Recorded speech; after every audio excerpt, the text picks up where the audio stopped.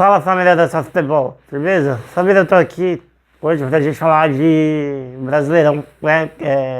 O campeonato ontem teve, acho que o jogo que mais causou interesse aí, pelo menos para duas torcidas especificamente, né? Botafogo e Palmeiras. A gente vai iniciar falando desse jogo, o vídeo, mas também vamos passar pelos outros jogos do campeonato. Então peço desde já para que vocês possam deixar o like, se inscrever no canal e acompanhar o vídeo até o final, né? Que é muito importante para o engajamento do canal. Então, família, vou começar falando desse jogo. Foi assim, foi um jogo muito equilibrado. Eu acho que as duas equipes, elas entraram em campo se profundo a jogar futebol e a conseguir o resultado. O Botafogo teve algumas chances claras, o Palmeiras também teve uma chance muito clara com o Flaco Lopes, que, com todo respeito ao Flaco, mas o jogador, o centroavante do Palmeiras não pode desperdiçar uma chance como aquela, cara a cara com o John. O John que fez defesas importantíssimas durante o jogo, mas eu acho que a chance mais clara do primeiro tempo acabou sendo do Palmeiras, e uma bola, né, muito bem enfiada ali pelo Marcos Rocha, uma disputa no meio de campo, e o Flaco acaba desperdiçando. O Everton também fez algumas defesas muito relevantes na partida, principalmente no primeiro tempo ali. Teve uma defesa do chute do Luiz Henrique, que estava prensado, mas foi um chute que levou perigo. Enfim, o Botafogo o jogo teve várias nuances, na verdade, né? O Botafogo teve os seus momentos, o Palmeiras também. Acho que o mais importante, né, nesse jogo, especificamente, que era uma coisa, que o Botafogo do Luiz Castro lá atrás tinha, e o Botafogo perdeu isso, né? Durante a temporada passada, era saber se resistir aos momentos de dificuldades que normalmente irão acontecer em jogos desse tamanho, né? Eu acho que o Botafogo conseguiu fazer isso, claro, contando também com alguma ineficiência ali de finalização do Palmeiras, mas num todo, o Botafogo foi mais eficiente, principalmente no segundo tempo, né? Com o gol do Tiquinho Soares ali numa jogada ali onde o Luiz Henrique leva vantagem sobre o Murilo. E para mim o Murilo foi um pouco displicente na marcação do Luiz Henrique também. Porque o Luiz Henrique, ele sai pelos dois lados, e assim, o fundo não tinha cobertura, né? Eu acho que naquele momento, por mais que normalmente você tenta tirar a perna boa do jogador, talvez tenha faltado um pouco de leitura para o Murilo, para saber que no meio tinha jogadores do Palmeiras que poderia dificultar ali a finalização do Bruno Henrique, e no fundo não tinha ninguém. Então ele leva do fundo, não tinha cobertura ali, e ele consegue rolar para trás. E assim, também o Marcos Rocha fechou, né, no segundo pau. Acho que numa situação como essa, você deixar o 9 do seu adversário sem marcação também não é o ideal. Então o Marcos Rocha poderia ter ficado no Tiquinho, e, se eu não me engano, ali eu acho que era o Aníbal ou o Gustavo Gomes que fechou com o Júnior Santos. Acho que não precisava ter dobrado ali, né? Aquela fechada dentro da pequena área, né? Pra tentar impedir o Júnior Santos. Acho que alguém, no caso o Marcos Rocha, poderia ter ficado ali no Tiquinho Soares. E assim, como um todo, o Palmeiras, depois que tomou o gol, fez ali modificações, né? A primeira delas foi a estreia do Felipe Anderson, que, na minha opinião, entrou bem. Ele deu dinâmica, ajudou também muito no momento defensivo. Tem uma bola que ele vem, e assim, ele tá muito atrás do Luiz Henrique. O Luiz Henrique ganha na corrida ali na bola em profundidade, e ele consegue fazer a recuperação e fazer o corte, né, ali na progressão do Luiz Henrique.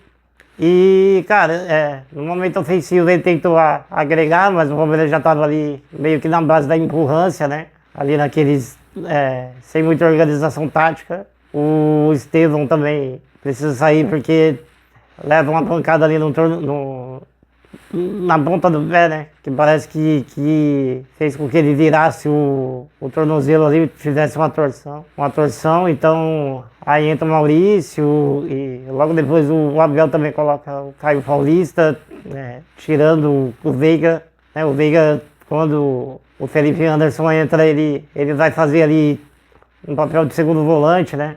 Jogando praticamente na mesma linha do Aníbal Moreno, para tentar qualificar um pouco mais a distribuição de jogo do Palmeiras. E isso, na minha opinião, teoricamente foi uma boa ideia do Abel, que acabou não se confirmando na prática, porque o Veiga já estava cansado, né? Então não conseguiu ali desempenhar o que ele poderia. Num todo, eu acho que o Veiga fez uma partida discreta.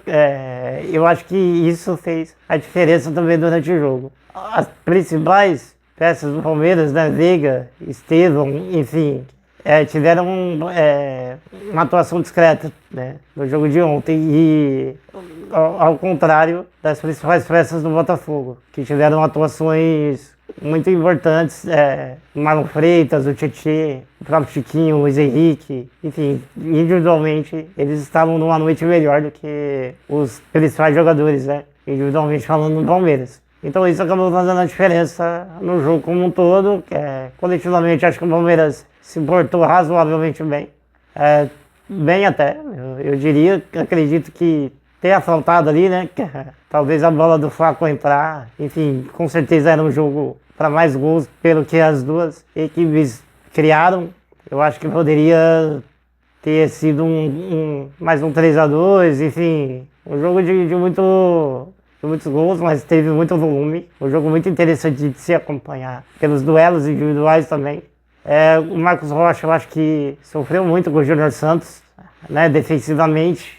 E assim, o Marcos Rocha não é um jogador de velocidade, né? Claro que qualquer jogador teria dificuldade com o Júnior Santos, porque na corrida ele é assim, muito difícil de pegar. Qualquer defensor teria dificuldades em pegar ele na corrida, mas o Mike, ele faz jogos muito bons, tanto no aspecto defensivo e ofensivamente também, né? E o Abel muitas vezes tira ele de jogos que ele poderia, na minha opinião, atuar e fazer talvez um papel melhor do que, uma atuação melhor do que a do Marcos Rocha. Mas assim, é escolha do treinador, não tem muito que a gente falar sobre isso. Bom, é isso, família, foi um jogaço. Um jogo de muitas nuances, como eu disse, e isso só é uma prévia, né, do que ainda está por vir em relação ao Campeonato Brasileiro, em relação também à Libertadores, onde esses times vão se enfrentar, né, mais duas vezes pela Libertadores, e com certeza serão jogos muito parecidos ou até melhores do que esse que a gente viu ontem. Vou falar agora um pouquinho do Vasco, que é o Vasco que conseguiu uma vitória importantíssima ontem, lá no estádio do Dragão, né, o estádio do Atlético Goianiense, enfrentando o Atlético Goianiense, que, cara, o Atlético Goianiense tem uma coisa que lembra muito o América Mineiro da temporada passada, né? O América muitas vezes, no campeonato do ano passado, fez jogos de muita intensidade, jogos bons assim, que não saía com resultado positivo, porque acabava sendo, em alguns momentos, assim, competente, né, defensivamente falando. E o Atlético Goianiense também cria oportunidades, não consegue converter em gols, muitas vezes até converte, mas deixa que o adversário faça gols também, né? Mais gols do que ele consegue marcar, e acaba sofrendo com isso. Ontem seria um jogo onde o empate não seria nenhum absurdo, mas o Vasco teve, né, um coletivo um pouco mais apurado. É impressionante como alguns jogadores que a torcida estavam pegando no pé, porque realmente o desempenho coletivo e individual do Vasco não era nada bom, mas melhorou, né, com a chegada do Rafael Paiva. Eu tava vendo ontem a live do Wallace Borges, ele disse que alguns amigos dele jogaram na base, né, tiveram o Rafael Paiva como treinador, e E eles falavam que o Rafael Paiva ia dar muito certo no time titular. E realmente, o Vasco tem outra maneira de jogar, né?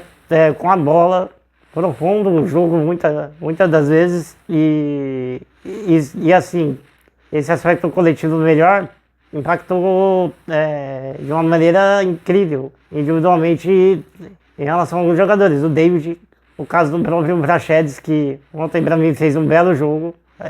O Verratti já era um jogador, né, que é quase unânime aí, que a torcida tinha muito apreço, tem, né, muito apreço. E o Piton, cara, o Piton ainda é uma válvula, né, uma válvula de escape importante para o momento ofensivo do Vasco, defensivamente também. Ele agrega como um bom lateral esquerdo, tanto que tem até propostas da Europa, né, agora, mas ele não está sobrecarregado. Mas porque antigamente o Vasco só tinha essa jogada, né? Bola no Piton, cruzamento na área, uma tentativa dele chegar próximo à área para finalizar, e isso vem mudando. O Vasco tem outras soluções durante as partidas que acabam elevando o nível de jogo do time. Falar um pouquinho de Fortaleza, que conseguiu uma vitória importantíssima contra o Vitória. E assim, o Fortaleza, que joga um futebol de muita transição, né? Você vê o Breno Lopes, eu acho que caiu como uma luva nesse elenco do Fortaleza, que saiu do Palmeiras, né? O Breno, e foi para jogar e tá tendo mais minutagem e fazendo jogos excelentes. Ontem ele fez gol, deu assistência, acertou bola na trave praticamente no mesmo lance onde ele deu assistência. Então foi um jogador de muita intensidade, junto com o resto com o restante do time, né? Do elenco. O Pochettino é um jogador que muitas vezes não tem tantos olhos assim né, da imprensa de uma maneira geral, mas é um jogador muito eficiente, que agrega muito também. Jogador muito técnico. Aí você tem Hércules, você tem Tinga, enfim. Você tem jogadores Pikachu, que agregam muito ao jogo de transição, né, de muita intensidade. O Vojvoda é um treinador que, na minha opinião, ele faz muito, né, com jogadores que talvez não sejam tão renomados assim, né, no âmbito nacional. Mas assim, um trabalho. O Vojvoda é muito interessante porque ele se adequa à maneira do adversário jogar, né? E ele vai sufocar o adversário. Não importa se vai ser com a pressão de marcação alta, se vai ser rodando essa bola com muita velocidade. E sem ela passar muito pelo meio campo, né? Nesse jogo de transição muito eficaz que o Fortaleza tem. Enfim, Fortaleza... Bahia também vem fazendo um campeonato muito interessante. Eu acho que o nível do campeonato, de maneira geral, em relação ao ano passado, melhorou. E assim, você vê jogos muito bons. Falando um pouquinho agora do jogo de São Paulo, o São Paulo que recebeu o Grêmio, né? E fez um primeiro tempo muito bom. O Grêmio praticamente não jogou no primeiro tempo. No segundo tempo, a intensidade de São Paulo diminui, né? Destacar também o gol do Lucas é muito importante, né? Porque realmente você vê ali toda a qualidade e a inteligência dele, porque ele percebe que naquele momento não tem ninguém fechando o gol, né? Só tem o lateral direito, o lateral esquerdo, o Reinaldo marcando ele, e o goleiro. Não tem ninguém na frente do gol, e ele dá a batida seca reta, pegando o Marquezinho de surpresa. A bola vai ali, não tão no canto, mas uma batida muito forte que não tem condições do Marquezinho chegar na bola. E aí o que acontece? No segundo tempo, o São Paulo perde um pouco da intensidade, não sei se está aliado a algum aspecto físico, enfim, mas isso vem se repetindo, né, no time de São Paulo. Contra o Atlético Mineiro também teve essa queda, e assim, cara, quando o Alisson ali, infelizmente, sofre aquela lesão que vai tirar ele da temporada, né? Acabei de ver a notícia aqui. E, mano, o São Paulo abre ali uma avenida que fica muito difícil de segurar o Grêmio. Claro, São Paulo pela qualidade também que tem, com o Luciano, que, enfim, entraram outros jogadores que agregam também muitas vezes no momento ofensivo, que é o André Silva, enfim, o Wellington Rato criou algumas oportunidades, mas flertou também com o empate. O Grêmio teve ali o seu momento na partida que não soube aproveitar. Isso fez a diferença, né? Então infelizmente também o momento do Grêmio no campeonato acaba impactando, né? No momento de você definir uma jogada, porque a confiança ela vai sucumbindo, né? Conforme as coisas não vão acontecendo, coisa que estava, pelo menos, não aconteceu nessa última partida do Corinthians, mas vinha acontecendo. E também acontece com o Fluminense, né? E olha o Z4 que a gente tem no campeonato, né? A gente tem Fluminense, Corinthians e Grêmio, né? Caso esses três caiam, vai ser a maior Série B de todos os tempos, né? Acredito que isso não vai acontecer. O Corinthians já vem tentando uma reação aí, o Grêmio não consegue vencer. Eu acho que mais importante do que desempenho agora é o Grêmio conseguir vencer as suas partidas. E o Fluminense também, cara. Eu acho que precisa de alguma forma vencer, né? Tentar um mínimo de confiança para que isso aconteça. O Fluminense o que mais impacta, assim, que mais me chama a atenção, porque assim, a curva negativa, né, que esses clubes estão tendo, ela é muito desproporcional para as instituições e também, talvez, para o Corinthians, né, que é um elenco limitado, mas não é um elenco para ter tido essa coisa negativa tão grande. O Grêmio também, eu acredito que o plantel foi mal montado também, caso a mesma coisa do Fluminense, mas eu acho que também não era para isso tudo. E a curva positiva que eles vão ter que ter a partir de agora vai ter que ser no mesmo nível, ou até maior. E assim, os outros adversários vão manter uma regularidade. Isso é o que mais me preocupa, né? E assim, olhando pelo cenário desses times, assim, mas são camisas muito relevantes no nosso futebol e de clubes de muita tradição que, de alguma forma, acabam se sobressaindo a essa coisa mais lógica, né? Que muitas vezes não faz parte do futebol. Bom, família, é isso, o vídeo vai ficando por aqui. Deixa o like, se inscreve no canal, comentem aí o que vocês acharam, tá bom? E compartilhe o vídeo, valeu!